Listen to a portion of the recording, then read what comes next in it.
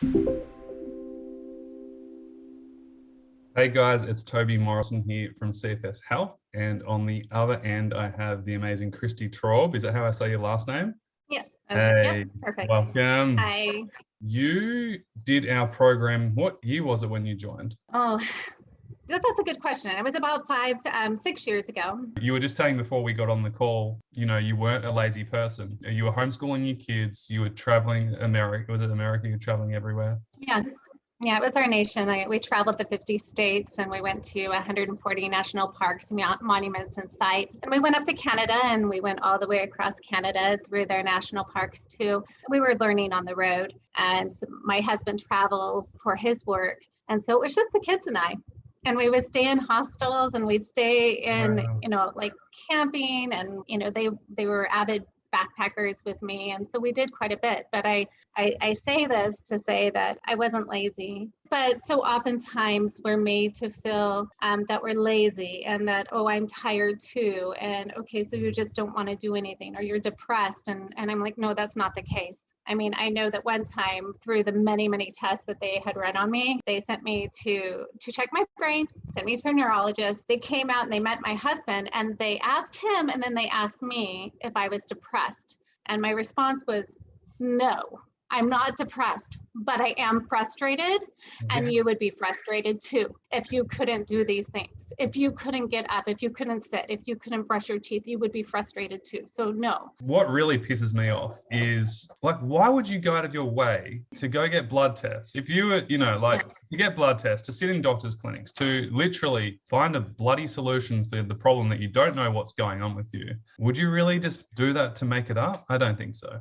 It had been a decade that I knew something was wrong with me. So it was over a decade I knew something was going wrong with the heart palpitations or the twitching of the eye, or, just I would have these vomit days is what I would call them. And there was no rhyme or reason to them. I'd go to bed feeling really strong because I was an avid mountaineer. I was doing that and homeschooling. And, but that was frustrating because I was doing that, and doctors were like, well, maybe you're adrenal fatigue, or maybe this. And I'm like, how can I do all of that and still have adrenal fatigue or failure almost? But I was going through a lot of tests. They were testing my heart, and they were testing, like everyone Yeah. goes through, went through this process, seeing multiple doctors and having multiple tests done, trying to figure out what's going on. But it wasn't until I literally could not move. I'm lucky. I know I'm blessed because my uncle was my doctor, and not everyone has that relationship with their doctor.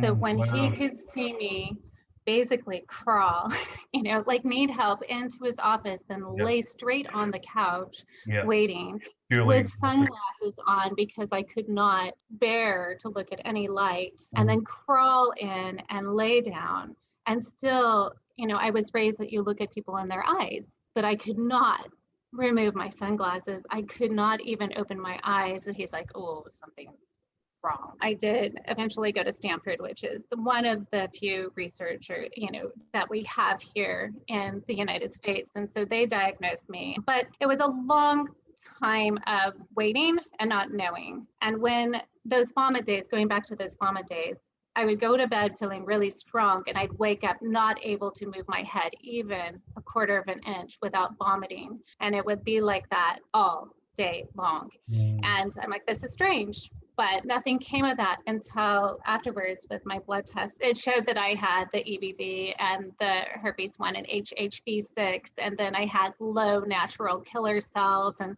some other things that they looked for. My T cells were messed up. I was really ill. And you asked if I had kids, and I sometimes was really frustrated because my son was just turning 16 and my daughter was 14. And then mom, who's been there their whole life, who's homeschooled them, couldn't even talk to them. Mm. It's intense. And, when you're in a dark room with sunglasses, and it has to be super quiet just because of the sensitivities. And then I couldn't eat solid foods for a whole month. Mm. My organs felt like they were shutting down, and they literally were. Yeah.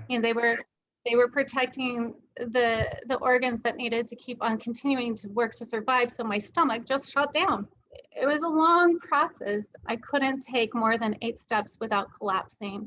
going from being a really strong athlete to actually having no shame and just curling up in a ball because you have no energy, or, going to the doctor, but immediately in the front door, just laying on the floor because you have no energy. I probably should have been in a wheelchair, but wasn't. But even a wheelchair, I don't think would have served me well because of the amount of pain and the amount of energy it would take to sit up in the wheelchair, to be honest.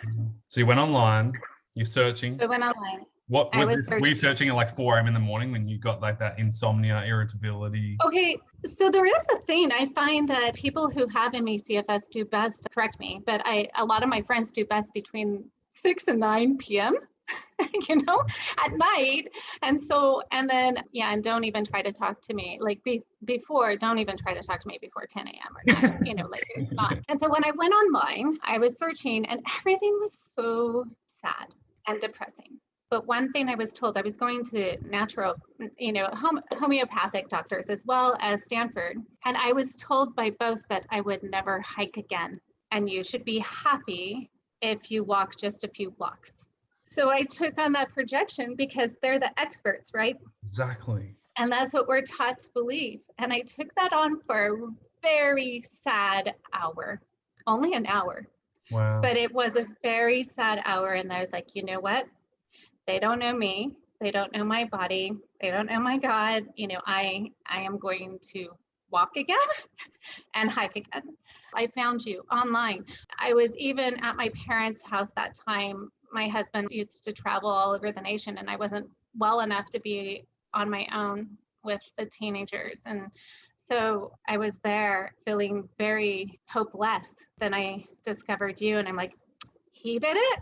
I can do it. And I think that's one of the biggest things that people struggle with is just the fact that there was no hope. This is why I started this whole damn thing, because I went through exactly what you're going through. And you spoke about, before we were on the call, there's a transition period. And the transition period sounds like when you found me.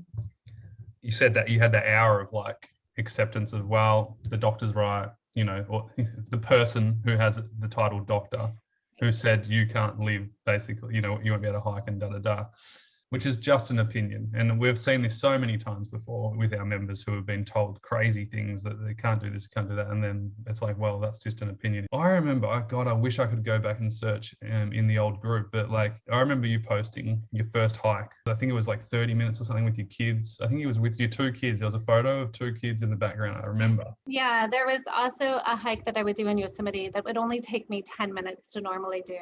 And my husband took me for Valentine's Day. And he doesn't hike. And so it was all extra special that he was going to take me. And I was very nervous because I wasn't very strong at all. And it took me 2 hours, but I did it.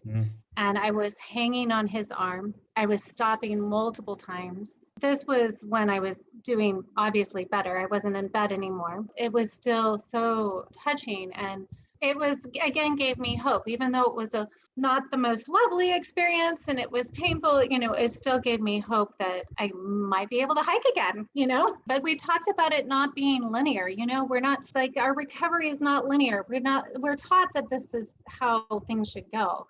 But with ME/CFS, and, you find that baseline and you might go a little bit and then you're down and then you're up and then can be frustrating, because you think you're doing better. And then it's like, oh no, just kidding. And doing those little and retraining your brain and thinking, okay, this is where I am now, but I may not always be here, but this is where I am now. And I'm going to accept that this is where I am now. And for me during that time, and I know that you say the program is different, but for me, it constantly had to be like my own scientist, my own healer, and think, okay, what was it that I did that may have triggered this? No matter where you're at, if you're a 1 out of 10 or a 7 out of 10, that's usually what's going on. You go up, you go down, you go up, you go down. But what the program actually does and teaches you is how to get your baseline initially, is exactly what Christy just said. But then you kind of have an improvement. And rather than go down again, we level out and then we go up again. I want to see if can I share some screens? Okay, I'm going to try here. Because these are things that, God. So these are things that I'm doing now.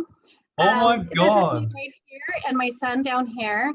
But like, This was a silly time when I should have had another axe with me, but I only had one axe and my crampons here. So yeah, I kind of sketched, but this is just in the last couple years, and this is me during a rescue. Oh, Um, and wow. then we did some traveling too. That's my husband. And this is like we got caught in a thunderstorm, but we're Oh my God. traveling and having fun, like going from totally being in bed. And then this is Oh, Mount Whitney. yeah. How And do you the actually beauty get of up there climbing. though? Like, what? How do you hold You on? Like, climb.